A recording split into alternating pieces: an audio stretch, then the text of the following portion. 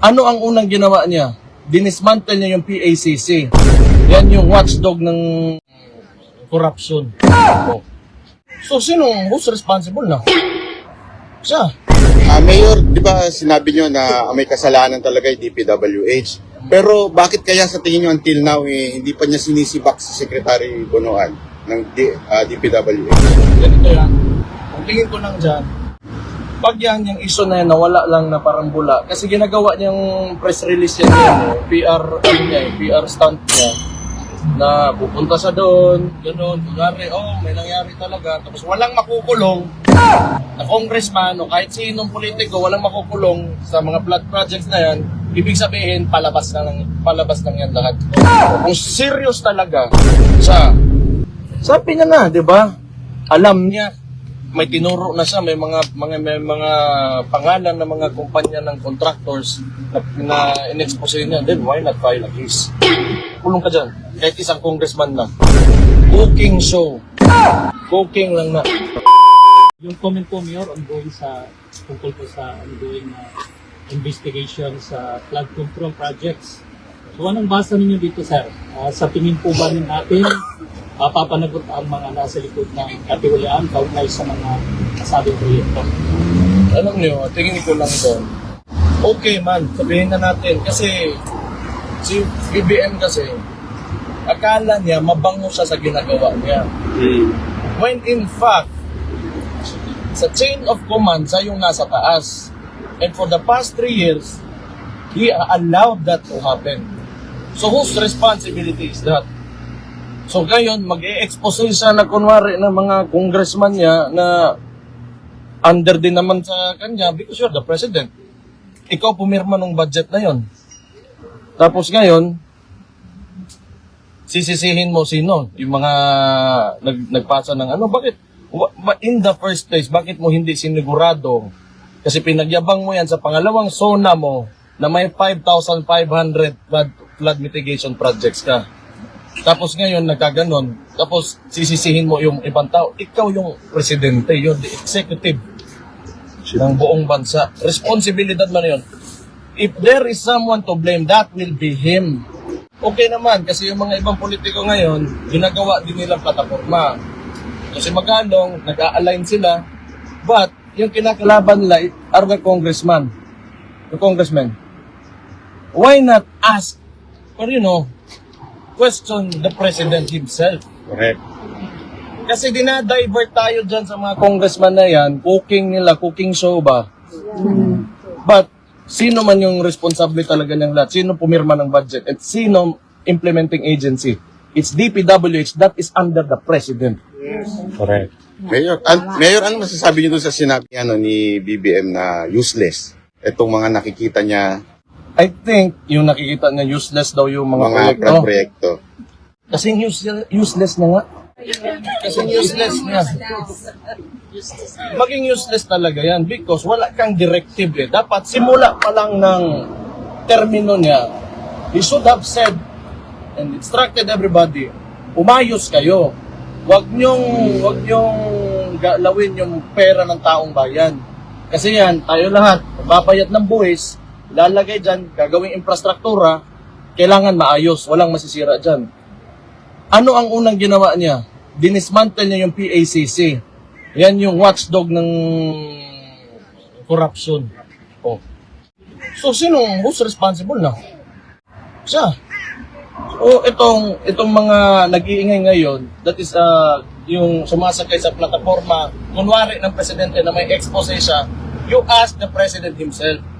He is the only one who can fix this.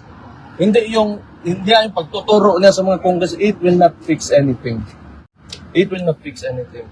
And, isa pa, 3 taon na siyang nakangangalang, kaya nangyari yan. So, kaninong kasalanan yan ngayon? It will only happen if you allow it to happen. Ngayon lang na gano'n na, tapos wala yung tawanan ng putang igit yung Next question. Next question.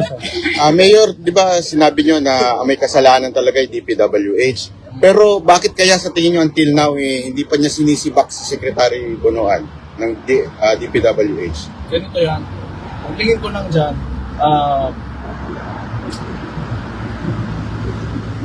Pag yan, yung iso na yan, nawala lang na parang bula. Kasi ginagawa niyang press release yan PR, ano niya PR stunt niya. Na pupunta sa doon, gano'n, kunwari, may nangyari talaga. Tapos walang makukulong na congressman o kahit sinong politiko, walang makukulong sa mga flood projects na yan. Ibig sabihin, palabas lang yan lahat. Diba? O kung serious talaga siya, sabi niya na, diba? Alam niya, may tinuro na siya, may mga pangalan ng mga kumpanya ng contractors na in-expose niya, then why not file a case? O, kung talagang gusto mo ipakita sa tao, okay, you want to redeem yourself, kulong ka dyan, kahit isang congressman lang. Yung mga nasa Committee on Appropriations po na nag-approve ng mga insertions, kung dapat gawin dyan, yung mga pinakamalalapit sa kanya, Sa ano? yung Presidente, Speaker, at saka yung committee chairman ng dating Zaldico. Saldi ko yan. Oo. Si Stella Kimbo, for a while, di ba? Opo. Tapos ngayon may bago. Yan. Isip ko, ginto saldi ko. Kasi, yun na nga. Pag tumahimik yan lahat bigla, tapos wala talagang resulta, na concrete result, na may nakulong, may nakuhan, somebody filed the case against somebody, cooking show. Cooking lang na. For cooking show, yan po ang matapang na buwelta ni Acting Mayor Basti Duterte, mga kaubayan, no? Patungkol dito sa mga ginagawa ngayon ni President Marcos Jr. na nag-iikot sa mga flood control project at iba pang mga proyekto, mga kaubayan, no? May kinalaman dito sa mga kapalpakan, no? Itong mga anomalya na mga proyekto na mga sabuatan ng politiko at kontratista, mga kaubayan, sa pamamagitan ng DPWH.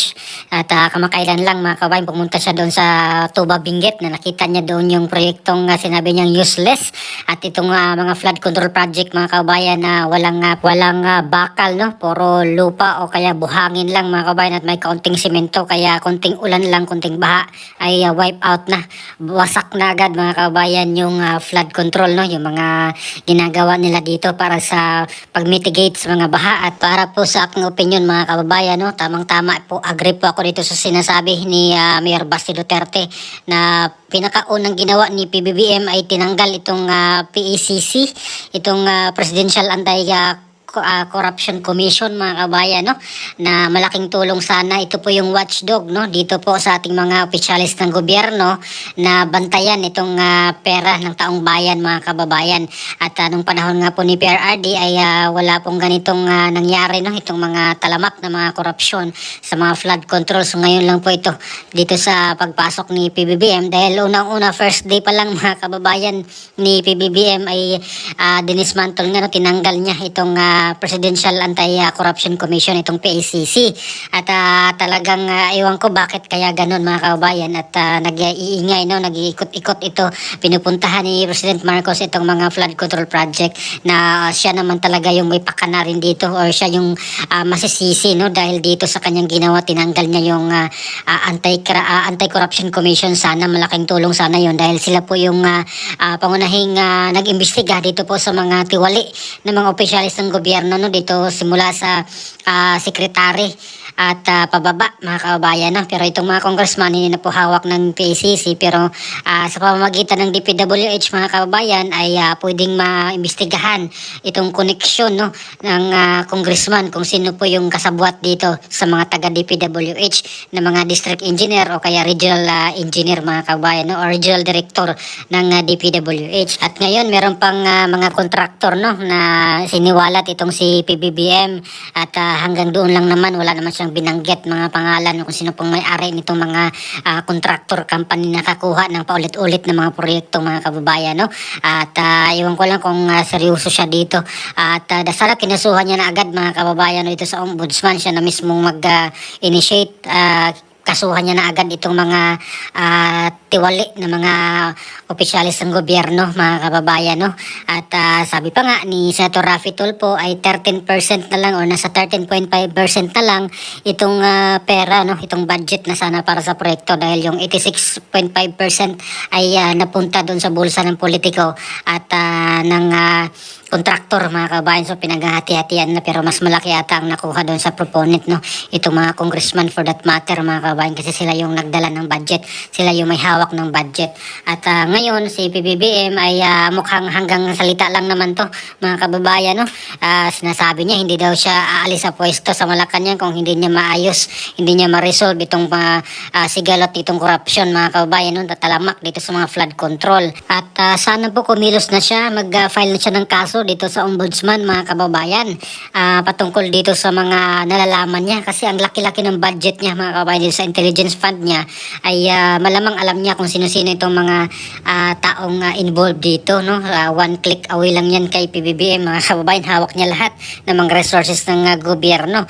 At parang meron pa siyang tinatakpan siguro dito, bakit hindi niya pa sabihin, no, sa taong bayan, bakit pa siya mag-waste ng time na mag-ikot-ikot dito sa mga proyektong flood control ng Palpak, kung kaya namang gawin itong kasuhan na agad, no, itong mga tiwali na mga opisyalis mga kabayan ng gobyerno, itong mga politiko na talagang may pakana dito. At nandyan na si Mayor Benji Magalong mga kababayan, nangako na siya natutulong dito sa pag-imbestiga dito sa mga kurakot, no, ng mga opisyalis ng gobyerno. Si Senator Ping Lacson may mga listahan na rin mga kababayan ng mga congressman, ng mga kontraktor. So iwan ko bakit dito si PBBM ay nagsayang pa ng oras, no, ng panahon. Dapat kasuhan niya na ito kung gusto talaga niya ng accountability, no, dito sa mga billion mga kababayan na nasayang lang ang pera ng taong bayan. At samantalang dito sa confidential funds ni BP Sara ay talagang sobrang ingay nila. Gusto nilang ma-impeach agad, no, itong si BP Sara, pero itong mga politiko na involved dito sa billion na halaga ng flood control na Palpak ay parang wala pa mga kababayan. Wala pang nagkaso o wala pang nasampulan kung sinong congressman ang unang makasuhan at kontratista mga kababayan na makasuhan dito po sa mga Palpak na mga flood control na ito. At meron na nga pong isang district engineer mga kababayan, no, ang aresto dahil sa pagtangkang panunuhol sa isang congressman dito po sa 1st District ng Batangas na si Congressman Leandro Leveste. At itong district engineer mga kababayan ay nakuhaan ng 3.1 million yata yun bilang paunang suhol mga kababayan. At umaabot ng 360 million daw yata, no, itong suhol dito sa kay Congressman Leveste para hindi na imbestigahan mga kababayan itong mga Palpak na mga flood control doon sa kanilang district, doon sa 1st District ng Batangas. At ngayon ay in-expose yan ni Senator Ping Lacson mga kababayan, no, pero yung nakuha lang doon sa pag-aaresto ay yung 3.1 million mga kababayan. At naniwala po ako na mas may malaking isda pa dyan mga kababayan, no, ang kasabwat dyan dito po sa mga flood control na Palpak, no. Billion ba naman itong mga proyekto mga kababayan. Itong district engineer ng DPWH ay isang maliit na isda lang po yan mga kababayan. Meron pang mas malaking isda ang may kinalaman dyan mga kababayan, or dito, no, sa mga kapalpakan ng flood control. Bilyones ba naman mga kababayan ang mga budget dito.